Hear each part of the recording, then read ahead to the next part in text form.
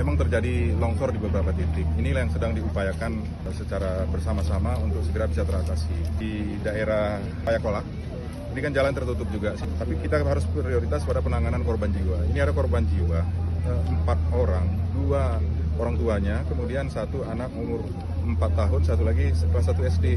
Ini alhamdulillah sudah ketemu semuanya, dan sementara dalam proses penanganan untuk dibawa ke Rumah Sakit Umum Datu Beru Takengon, dan kita berduka sekali dengan keadaan seperti ini. Kita terus bersedih, mudah-mudahan bencana ini segera teratasi.